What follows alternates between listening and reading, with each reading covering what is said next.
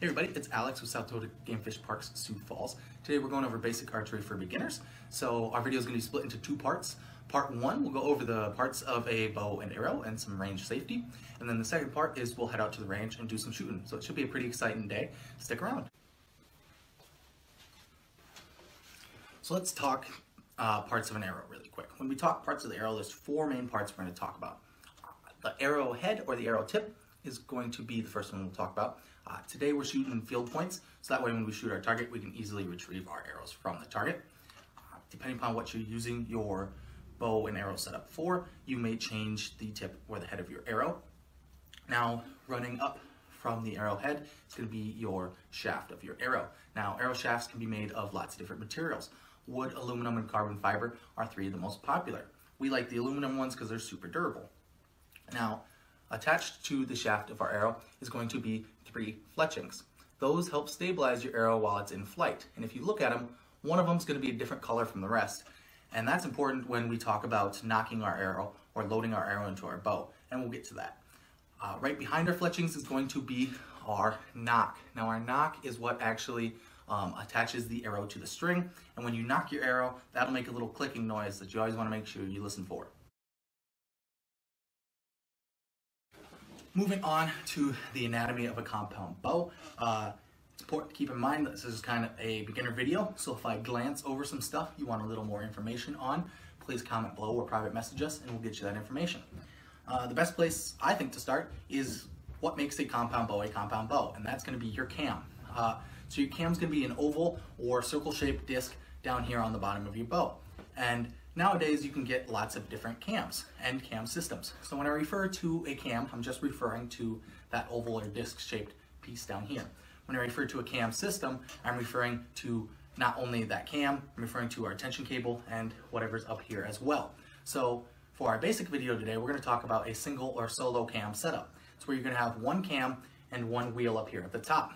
Now, while you may lose some feet per second compared to twin or dual cam setups, you're going to gain a little accuracy, and it's also super easy to maintain. So that's great for beginners. What these cams actually do is they mechanically manipulate your draw weight so there's a nice let off in there. If you think about long bows or recurve bows, the further you draw those back, the harder they are to draw. When you have a cam or a compound bow, there's that nice let off.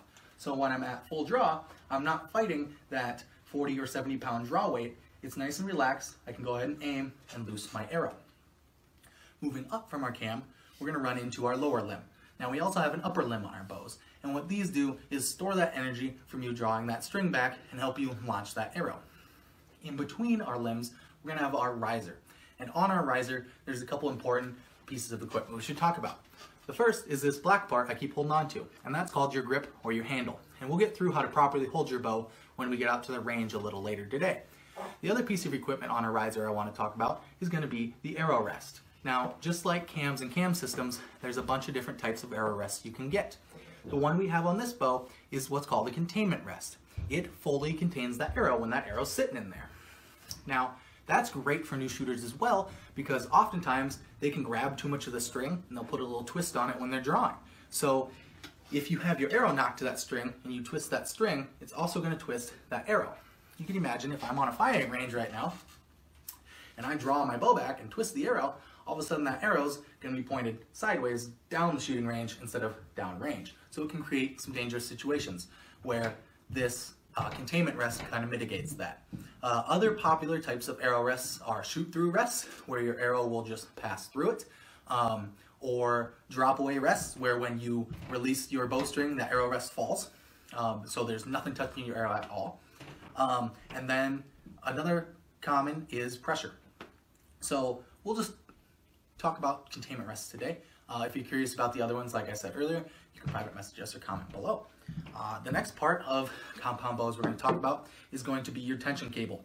And your tension cable runs your cam system. So it'll run from your whatever's up here on your bow, your wheel or your cam, all the way to your other cam. And right behind your tension strings or your tension cables are going to be your bowstring. And on your bowstring is going to be some equipment as well. If you look close, you can see that brass bead we have on there. That's called our nock locator. So what our nock locator does is it lets us know where to nock our arrow. If we nock our arrow too low, we're going to have our arrow at an angle and we won't shoot where we want to. If we nock our arrow too high, again, our arrow is going to be at an angle and we won't shoot where we think we're shooting. So having that nock locator and knowing what your bow is set up for, if do I nock it above it, do I nock it below it, is important for shooting accurately. If you're shooting with a release, you'll also have a little D loop on there that comes off the string that you attach your release to help you draw. So those are the basic parts of a compound bow that we're going to talk about today. So we'll talk about some range safety and we'll get out to the range. When we start talking archery safety, the first thing we're going to talk about is a dry fire. A dry fire is when, without an arrow loaded in my bow, I draw my string all the way back and let it go or fire that bow. Now, that's dangerous because the way these bows are designed is they're designed to have the resistance of that arrow on the string when they shoot. Without that resistance to the arrow, too much vibration can travel up our string and into our limbs, and those limbs will actually shatter and break. Now, if you imagine those limbs shattering and breaking at only an arm's length away, you can also imagine how dangerous it is when those break. So, dry firing should never be done. It's completely unsafe, not only for your bow, but you as well.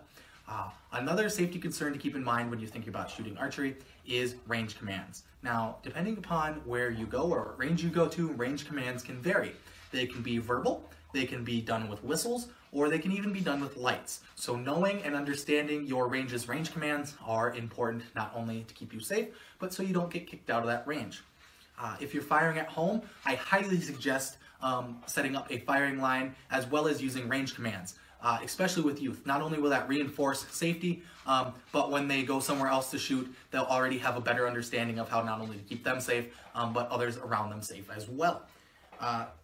So I think that's all I have for archery safety today. Let's get out to the range and learn how to shoot.